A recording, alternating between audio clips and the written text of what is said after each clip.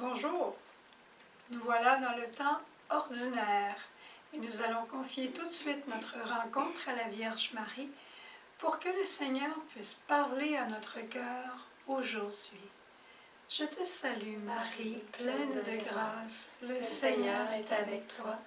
Tu es bénie entre toutes les femmes et Jésus, le fruit de tes entrailles, est béni. Sainte Marie, Mère de Dieu, prie pour nous pécheurs, maintenant et à l'heure de notre mort. Amen.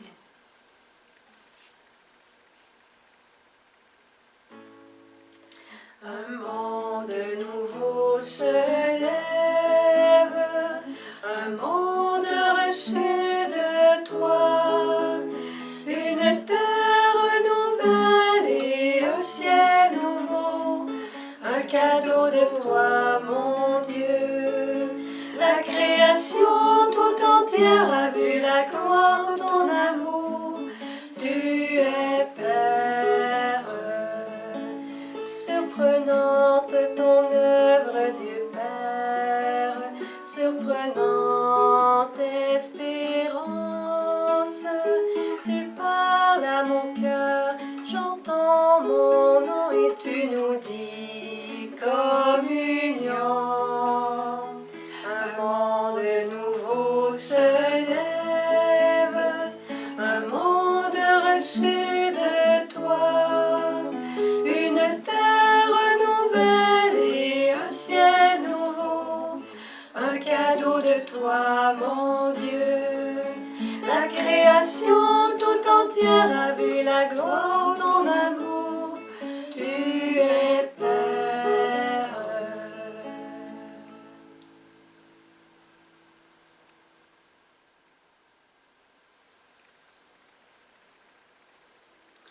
Comme vous pouvez voir, on a gardé nos langues de feu. On n'a plus d'octave à la Pentecôte, mais on a pensé que cette semaine, on devrait encore, et pour un bon bout de temps, vivre du fruit du temps de la Pentecôte. On a tellement fait une belle neuvaine ensemble que maintenant, on va commencer à en voir les fruits.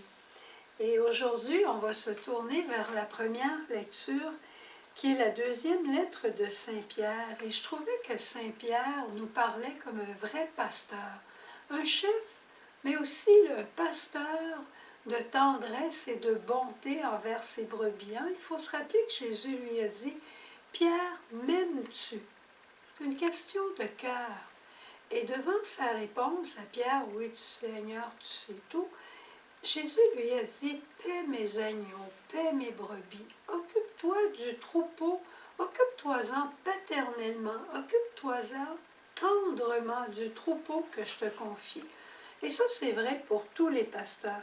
Et aujourd'hui, il nous dit, il commence la lettre en disant « Mes bien-aimés, mes bien-aimés. » Ce que nous attendons selon la promesse, c'est un ciel nouveau et une terre nouvelle, où résidera la justice.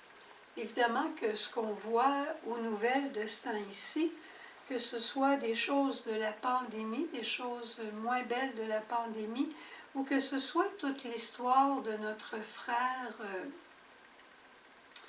du côté des États-Unis, Floyd,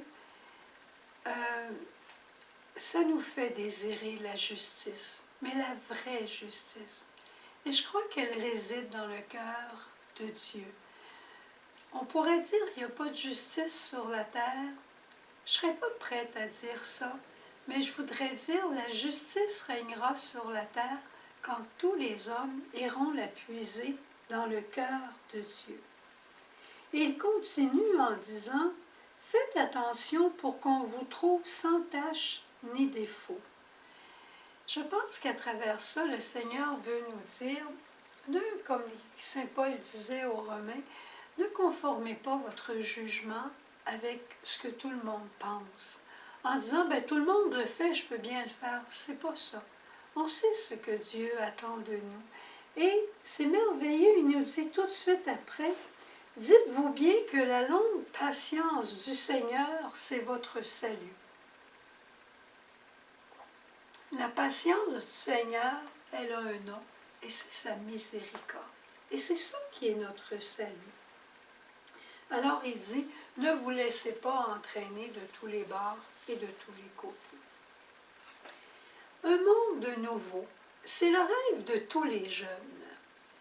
Je me souviens de cette histoire, sans doute que tu connais, de ce jeune homme de 20 ans qui un jour a dit, moi, je veux changer le monde. Puis rendu à 50 ans, il s'est dit, je pense que j'ai pas réussi. Mais je vais commencer, je vais changer mon pays. Puis à 60 ans, il a dit, j'ai pas réussi grand-chose. Je vais essayer de changer ma ville. Puis ça non plus, ça n'a pas fonctionné. Puis à 70 ans, il a dit, je pense que je vais essayer de me changer moi-même. C'est pas nécessaire d'attendre d'arriver à 70 ans, puis à 80 ans, pour arriver à cette sagesse. Les vrais changements dans le monde commencent dans le cœur d'une personne. C'est là que ça commence pour le vrai. Parce que Dieu parle au cœur de l'homme et il parle toujours de renouveau. Dieu est toujours en train de créer et de recréer. Regarde, je vais t'en proposer un changement qui peut être extraordinaire.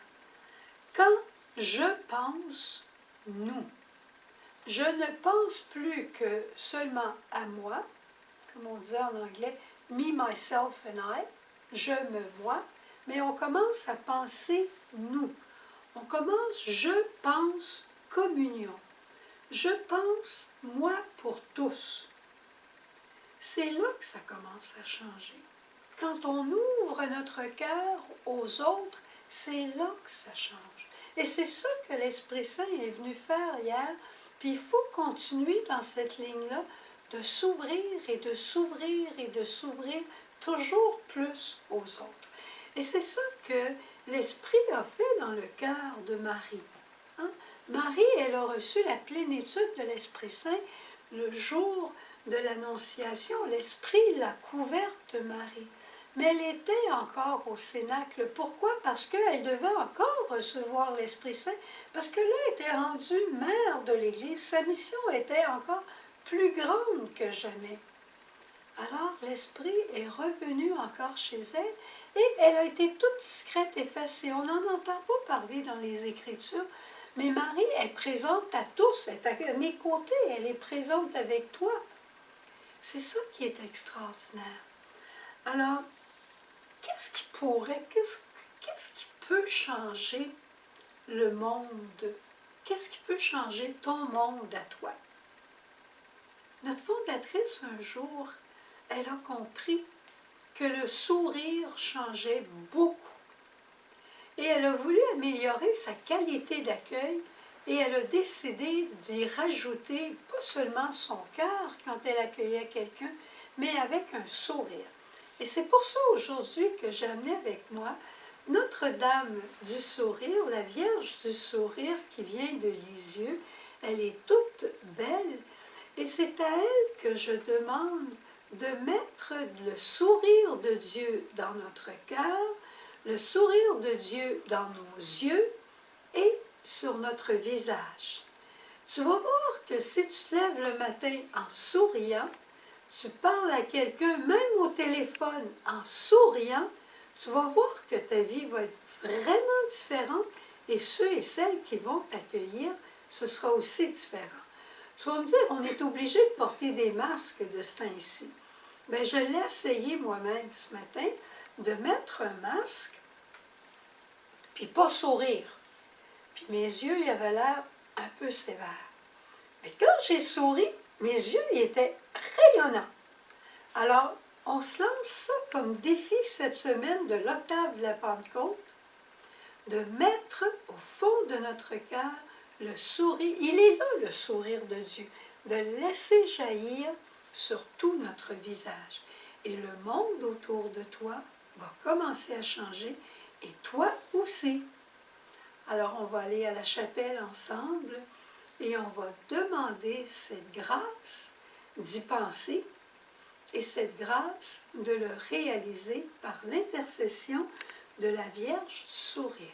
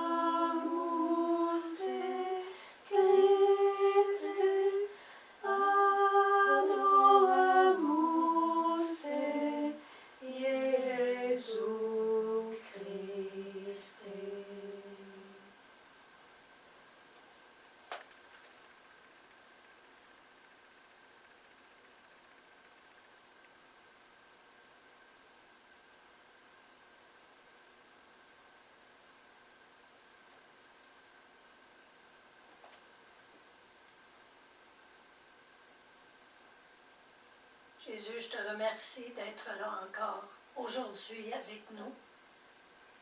Je te remercie, Jésus, pour ton sourire à toi. Et je te remercie de le mettre sur mon visage, ton sourire, sur notre visage, pour qu'on puisse sourire et te laisser faire à travers ce sourire d'accueil.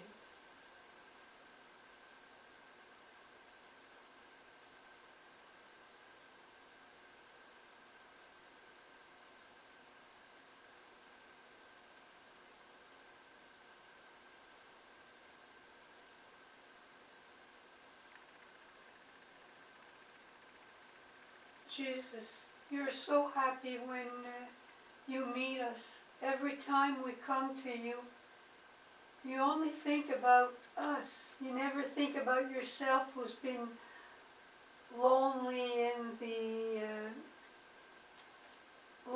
the church. But you just think of this moment when we come to you and you receive us with a great big smile. Just because you think of the other one.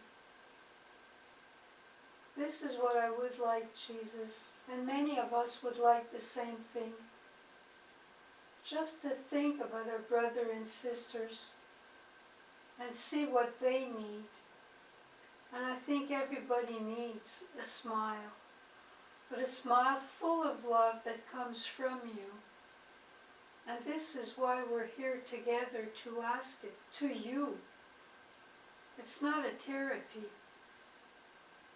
It's a grace from your heart, a gift from your heart.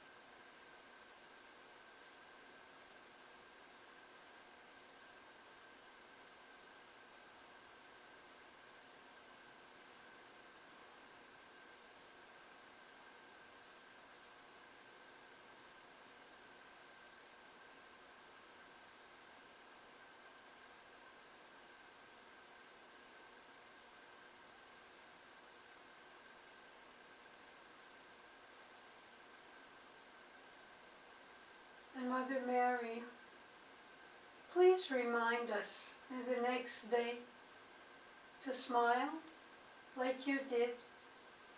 Rappelle-nous, Marie, au cours des prochains jours, de sourire comme toi tu le faisais.